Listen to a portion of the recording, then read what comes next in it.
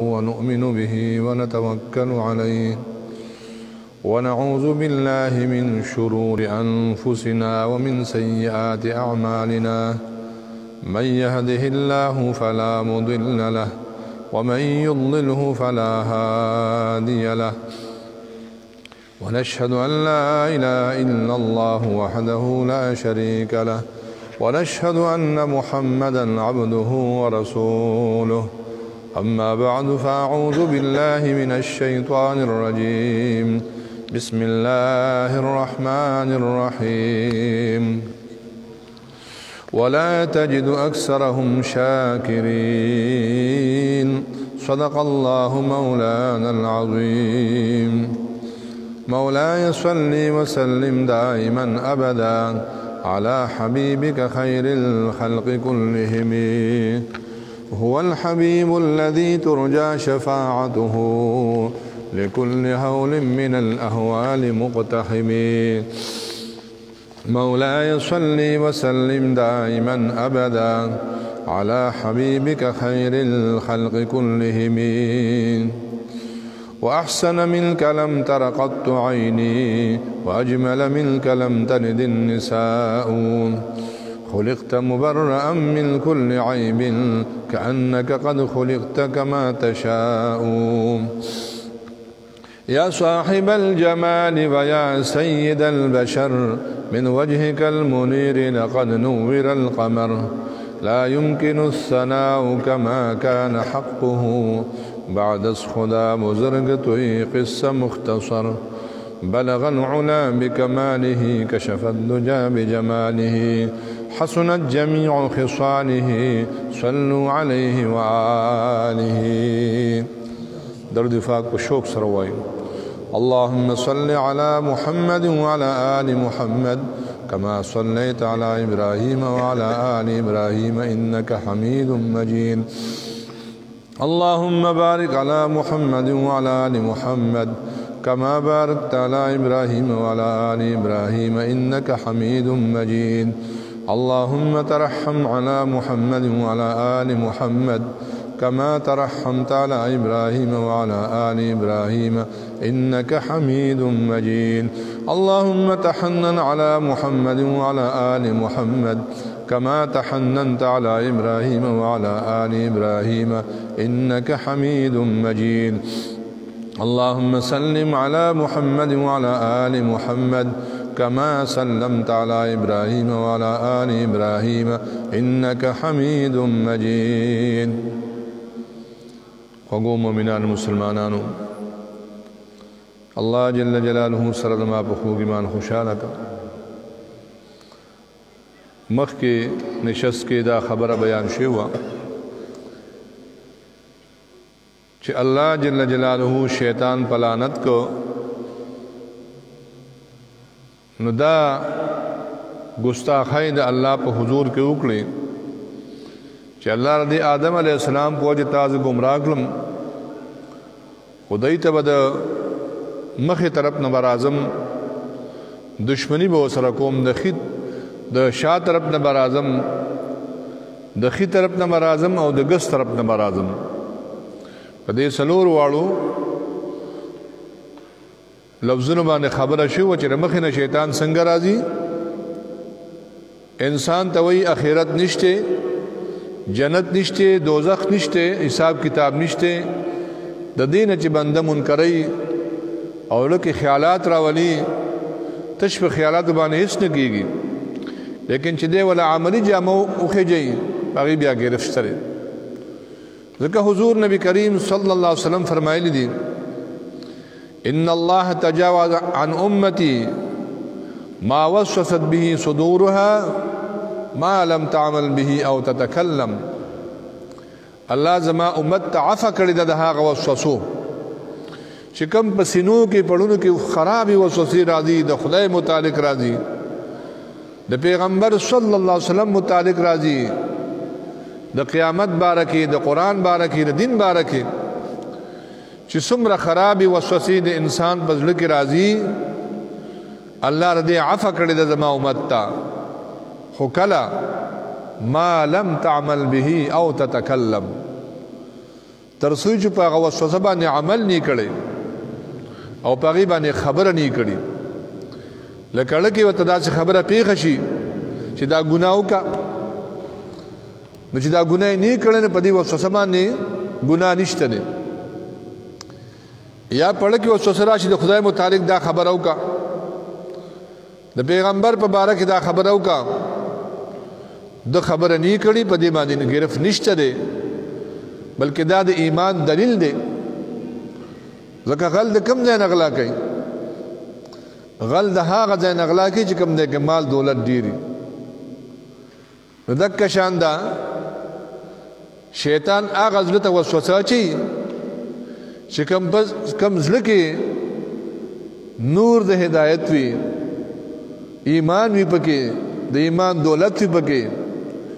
نو دې په وسوسو باندې هغه شي، په وسوسو باندې هېڅ نه کېږي. بنده ته چې وسوسه راشي او دی وی اعوذ بالله من الشیطان الرجیم، یا اعوذ بکلمات الله التامات من کل، دا وی رب اعوذ بک من همزات الشیاطین واعوذ بک رب ان یحضرون. خو چې کوم تعوذ دی وی الله تعالی دا شیطان ته خو خناس ته خلطه مې بیړه خخ کړی وي بس دیو تختی. د شیطان زغلول آسان دی، خو نفس کم دی زغلول ګران دی. نو دا شیطان په لکه وسوسې اچوي، نو مخې طرف ته راځي سوی وی خیرت نشته. د شا طرف نه څنګه راځي؟ په زړه کې انسان ته د دنیا محبت چې کم دی هغه مقدم کوي، چې دنیا سره محبت وساته، دنیا وګټه، دنیا را پیدا کا. د دنیا سره دا محبت پیدا کول او دا هوسونه کول او ارزوګانې کول، هسې که وسوسه راځي دي که نه، که عمل یې پرې وکړو نو بیا ټیک ده، په دې وسوسو څه نه کېږي. وعن ایمانهم، د ښي طرف نه راځم، د ښي طرف نه شیطان داسې راځي چې اول خو د بنده نه سم کار نه کېږي، نیک کار نه کېږي، او که نیک کار وکړي نو په زړه کې ورته وسوسه واچوي ته خو لوی سړی شوي، ته خو مولوي صاحب شي، حافظ صاحب شي، امیر صاحب شي، ته خو حاجي صاحب شي، تا ته خلک سلامونه کوي، تاله خلک عزت کوي، په زړه کې هغه لوی پیدا کوي. هغه نیکي خرابوي، یا دا نیکي دې وکړه دا خلکو ته وښایي، یا خلک چې خبر چې ښه وي. اوس ده په دې باندې عمل نه دی کړی نو الله پې نه نیسي.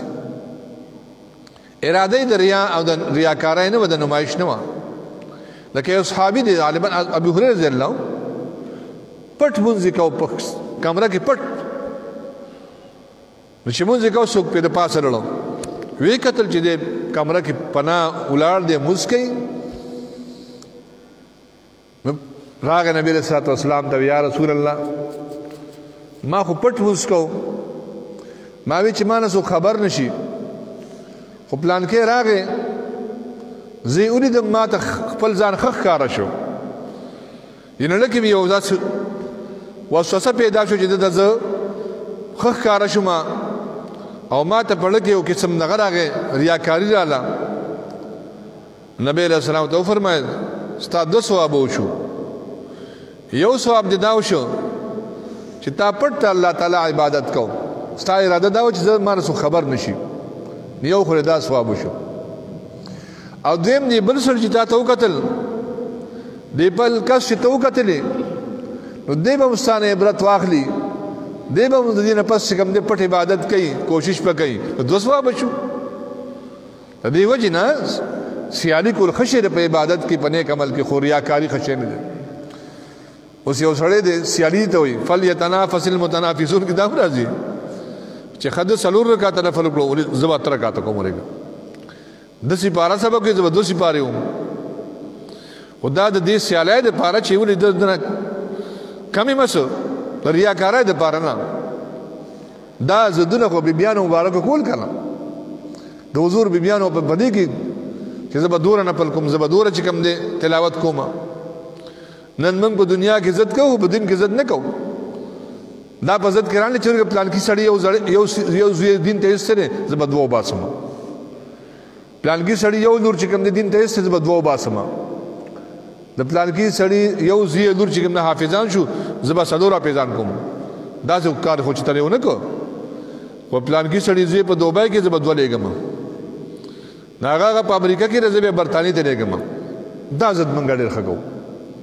دا د شیطان وسوسې دي خو د آخري خبره ډېره خطرناکه ده چې شیطان الله ته وي اوم به تر مخې طرف نه راځم د آخرت ته مې منکرم د شا طرف نه به راځم دنیا سره محبت والا پیدا کوم د ښي طرف نه به راځم پړه کې ریاکاري به والا پیدا کوم په نیک عمل باندې او د ګس طرف نه به راځم ګناه به ورته اخیسته کوم د ګناه خبرې به ورته پړه کې اچوم ارزوګانې به ورته پړه کې اچوم چې لا تخلا ماشومې پلان کې وګوره اخر کې بیا توبه وي یا څه ته به وباسي وخت ډېر زیات دی خدای غفور رحیم دی زړه کې به له تمناګانې ارزوګانې او دنیا سره به له محبت دا ګناه سره به له محبت پیدا کوم په ګناه به یې زړه ورکوم خو د آخري خبره ولا تجد اکثرهم شاکرین یا الله ستا اکثر بندگان به زه ناشکره کوم د ناشکرۍ تعلیم به ورته کوم ناشکري څه ته وایي د الله نعمتونه چې کوم دی هغه سپک ګڼل د الله یو نعمت ته وګوره د خپل بدن کې صوفیه فرمایي د انسان په بدن کې لس زره انعامات دي لس زره انعامات د کم کم نعمت شکریه به ادا کې ځکه حضور فرمایي د هر اندام په تا باندې صدقه ده دوره صدقې به څوک ورکوي خو بیا حضور فرمایي که په لاره ځې ګټه دې لرې کړه دا صدقه ده ازغې دې لرې کړه دا صدقه ده څوک دې په سورلای باندې سور کړه دا صدقه ده څوک دې چې کوم دی بالفرض لار دې ورته سیده کړه دا صدقه ده د دې ټولو صدقو نه بهتر صدقه دار اجر چاش دوه رکعاته مونځ وکړي ټولو نعمتونو شکریا ادا شو انسان چې کوم دی نعمتونه د الله تعالی په دومره دي چې باران ساس کو نه سیوا دي لیکن مونږ نه شکر یو دې بدن کې نعمتونو ته وګوره د سترګو نعمت ته وګوره دا سترګې باندې پټ شي بیا سویني یا سترګې لاندې شي څومره تکلیف وته سترګه خوږ شي نظر به کم شي دا تاسو سړون نو کا چې دې څومره نعمت دې دا کم نعمت دی لاسونه ته وګوره لاسونو کې قدرتي سپرنګونه لګېدلې دي فوراً چې کم دی ګریږي کم دی ضرورت یې هغه ځان رسوي خوراک پر اخلي اسکاک پر اخلي ځان نه به ضروري شی منع کې په دې خدمت کې مزدوري کې په دې باندې کم کم کارونه موږ به علاج باندې کوو موږ دا شکریا ادا کړو په دې خپل باندې موږ څه کوو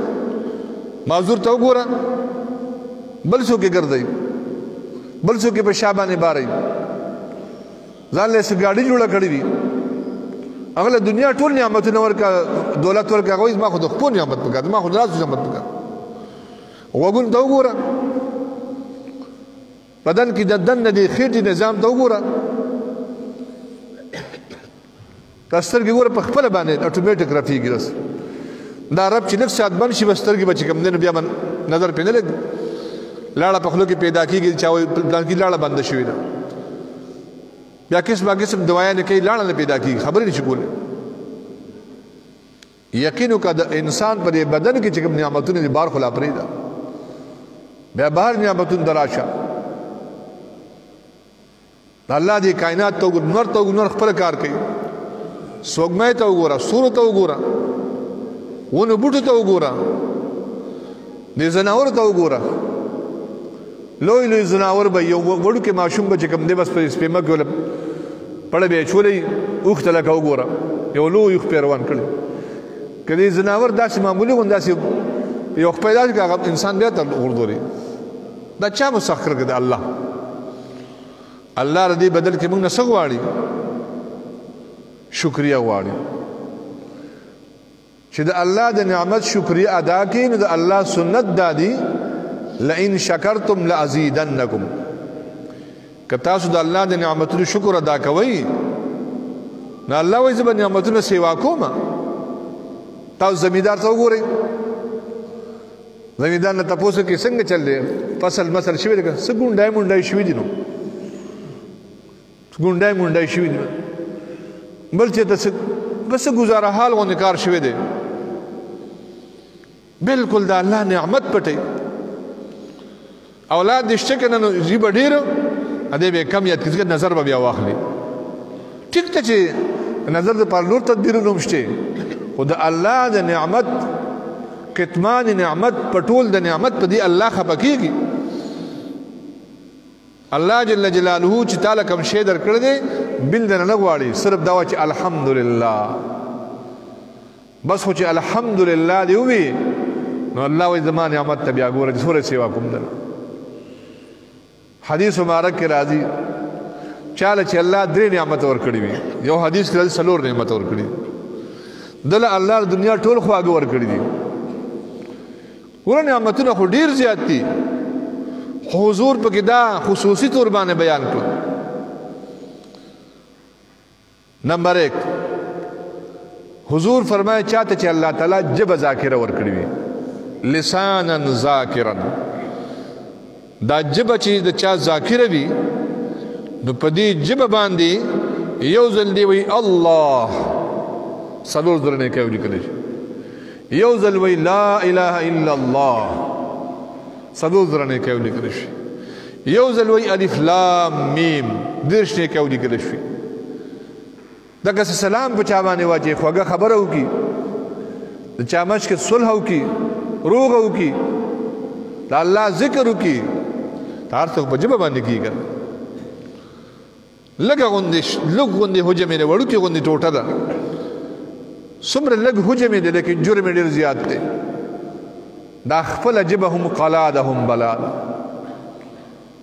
حضور پاک صلی الله علیه وسلم فرمایي منګ ټول ځوانان ته فرمایي هر انسان ته فرمایي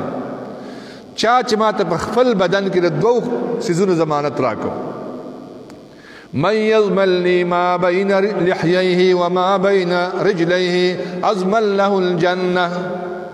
څومره غټه چې کوم دی دا ودا او څومره غټ بشارت ته حضور پاک صلی الله علیه وسلم فرمایي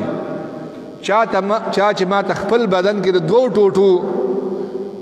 دوه غوخي دي ټوټي دي بدن کې د دې ضمانت دا به صحیح استعمالوم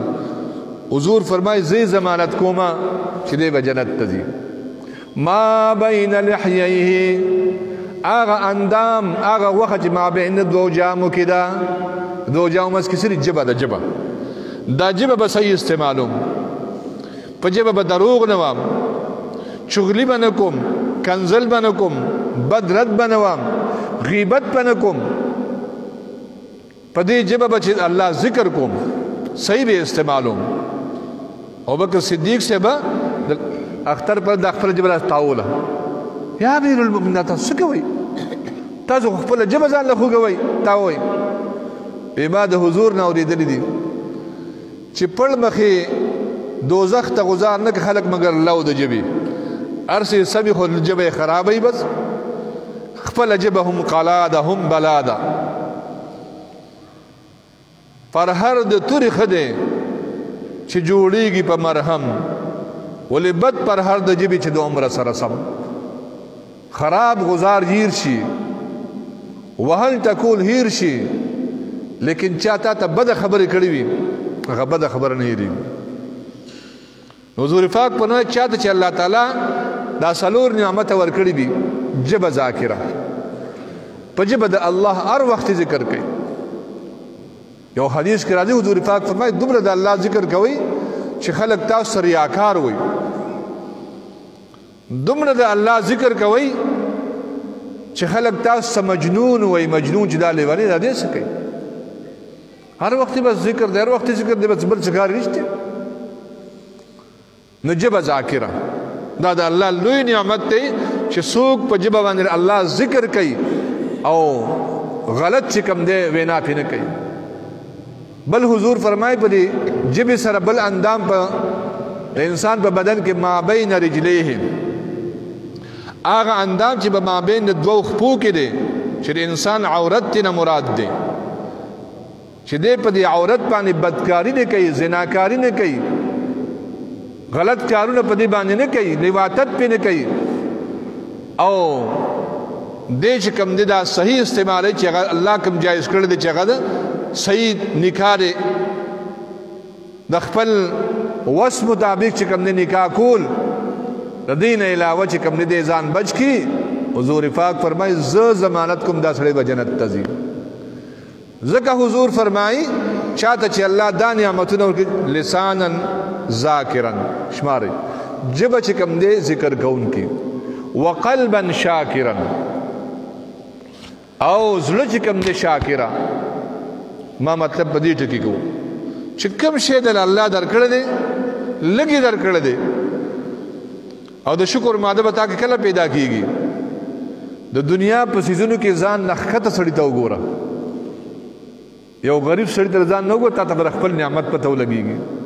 ولې د الله تعالی بې قدري کې، د الله د نعمت بې قدري کې مال الله سره کړي دي، دله دوره ورکړي دي، دله یو سړي دا لږ یو وخت ډوډۍ او دا په موسم مطابق جامه دا شپږ فوټه دی باندې سملاستل په دې خو بادشاه مړه هم سملي، فقیر پې هم سملي. تاسو ما کیسه کړې وه که نه؟ یو سیټ سره چې کوم دی د یو مزدور سره یې جګړه شوه، هغه ورته وایي زما ځمکه ډېره ده، د مزدورو ته یې زما ځمکه ډېره ده. یا لکه تا ځمکه څه ډېره ده؟ 3 روپو چې کوم دی زما سره مزدوري، زما خو په سوونو کناله جایداد دی. هغه سیټ لوکټې د بدن نه وړوکی و، دا مزدور دا بعضې غریبانه خلک د بدن نه ډېر تکلی ډېر غټ پټ و. مزدور ورته وایي صاحب زما ځمکه ډېره ده. هغه ته دا ته څه وایې ظالمه؟ زما په سوونو کناله جایداد دی، ایکړ جایداد دی، کارخانې مې دي، میلونه مې دي، بسونه ټرکونه مې دي. اته یو غریب سړی په کرای په کور کې اوسېږي، 3 روپۍ تنخواه، ته وایې زما جایداد ډېر دی؟ وایي قسم نه زما جایداد ډېر دی. خو ته هېره که حیران دې کړم، په ځمکه به یې سملو چې ته په ډېر ځای کې چې کوم دی راتلی شي، ستا قبر غټ دی که زما قبر غټ دی؟ زه د قبر مسله کوم، صحیح خدا دی. دنیا به څه ژوند دی وی؟ دنیا څه حیثیت دی؟ د نوح علیه السلام نه څوک زیات عمر والا و؟ 9.5 کاله د قرآن نه ثابت ته صرف تبلیغ یې کړو. 40 کاله د نبوت نه مخکې 80 او یا کاله 80 کاله بنا بر اختلاف 1200 کاله عمر و. د وفات په وخت کې فرشته ته تپوس کې اې د اوږد عمر خاونده دنیا دې څنګه مونته؟ ورته وی دنیا مې داسې ومونته لکه د کور چې 2 دروازې، په یو دروازه دننه شم په بل باندې بهر شم. زمونږ دا بس عمر یو 40-50 کاله 80 کاله داسې عمر دی. دا خو هېڅ هم نه دی. اصلي زندګي چې کوم دی هغه دغه ده چې بنده ایمان ووسي، او د مرګ نه وروسته کوم زندګي دی په قبر کې تېروي، حشر کې تېروي، دغه زندګي. دنیا خو لږ دی، یو لږ ساعت حضور پاک سړي ما لره دنیا لره یو سړی په لاره باندې ځي او سړی چې اونې لاندې سورې د هغې لاندې دمه کوي. د دنیا دغه حساب دی. یو سړی په لاره روان دی او ستړی شي، د ونې لاندې دی دمه کوي. دا دمه چې کوي نو دی دغه کې بلډینګونه جوړوي، کارخانې جوړوي، خو یو ساعت بس دمه کنه. ځکه حضور پاک فرمایي هوښیار سړی څوک دی چې دی ځان سره محاسبه شروع کړي او داسې عمل کوي که دنیایي عمل کوي داسې کوي چې هغه آخرت کې په کار راشي. نو حضور پاک فرمایي چې کم انسان له الله ژبه ذاکره ورکړې وي او زړه شاکره دی، په هر څیز د الله تعالی شکر کوي، الحمدلله. د دین کارونو کې ځان نه اوچت سړي ته ګوره چې خدای دغسې د دین ما سیوا کې دومره دین راکړي، او د دنیا په څیزونو کې ځان نه ښکته سړي ته ګوره، تا په زړه کې به ناشکري انشاءالله نه راځي. موږ دنیا کې چې کوم دی ځان نه بره سړي ته ګورو. ولې د دومره بنګله شته زما باندې، د دومره جایت ما نشته، نه هو کوي، نه اخر مرګ ولا راشي ختم شي خبره.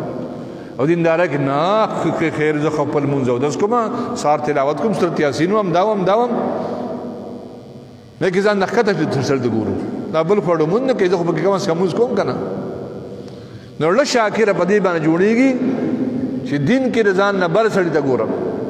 دنیا کې ځان نه ښکته سړی ته ګورم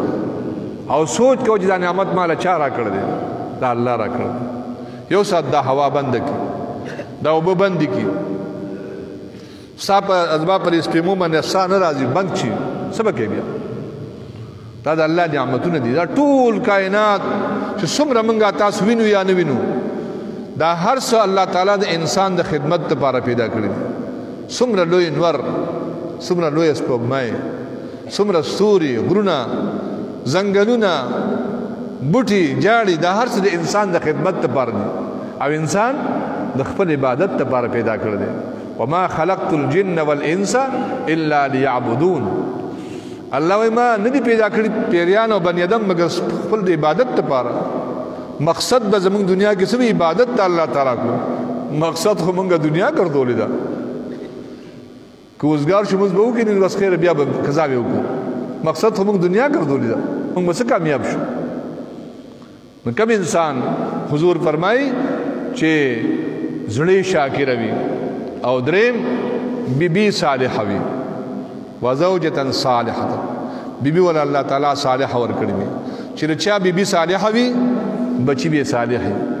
ملما به پټیم باندې وي، حیا عزت ته پرات وي، د دغه چې کوم دی آبرو به محفوظ وي، عزت ته محفوظ وي، کور کې به دینداری وي، کور کې به برکت وي. ځکه دیندار ښځه چې کوم کار کوي بسم الله سره به شروع کوي، کدا وړای غږی، کدا روډای پخای، کدا کټوای پخای، کدا جامې وینځي، کدا کور کې جارو وي، که بسم الله سره به دا شروع کوي. او چې کوم نه بسم الله ویل شي برکت برکت، چې بوتړه ښځه بسم الله او ټول ټنګ ټنګ کوي او غړیږي نچیږي، کدی هر سره د کور تراړي هغه کې برکت نشته دی، کدی هر سره چې ماته عزت پیدا شي کور کې عزت نشته. الله تعالی دې موږ او تاسو بیبیان صالحه کې. بل سلام نبی اسلام فرمای بدن چې برداشت کوون کې سختونه را، بدن باندې تکلیف راغی چون چرا او شکایت نہ کوا انا للہ و انا الیہ راجعون. تابا نے جہاد مکرالا، تبلیغ مکرالا، د سفر مکرالا، برز در باندې راغی، تکلیف در باندې راغی، هغه باندې صبر کوا. دغه صبر چې کوم دی ان الله مع الصابرین، الله د صبر کوونکو سره. نور ټیم ختم دی. الله تعالی دې موږ تاسو له توفیق راکړي چې د الله تعالی شکر ادا کړو. الله په شکر ډېر زیات خوشحالي وي. تو وای الحمدلله په دې باندې سوچو، لیکن الله په ډېر زیات خوشاله شو. سبحان الله ویا، الله اکبر وای، دا څلور کلمې الله ته ډېرې محبوب. سبحان الله، الحمدلله، لا اله الا الله، والله اکبر. دا وای سبحان الله والحمدلله ولا اله الا الله والله اکبر. صلات تسبیح کوم دغه درې سوارات ذکر. دا وای په دې باندې الله تعالی ډېر زیات خوشالي. الله دې موږ تاسو له توفیق راکړي چې الله په نعمتونو موږ شکر وباسو، او چې کوم موږ ته مصیبت رسیږي چې باغی باندې صبر کوو، شکایت نه کوو، چون چرانه کوو. ان شاء الله دا د ایمان مضبوطی دو وزر دي، یو د صبر او یو د شکر. ان چې تقریبا انا لله و انا الیه راجعون. چې راحت رسیږي الحمدلله، واخر دعوانا الحمدلله رب. سنت کو ایمان.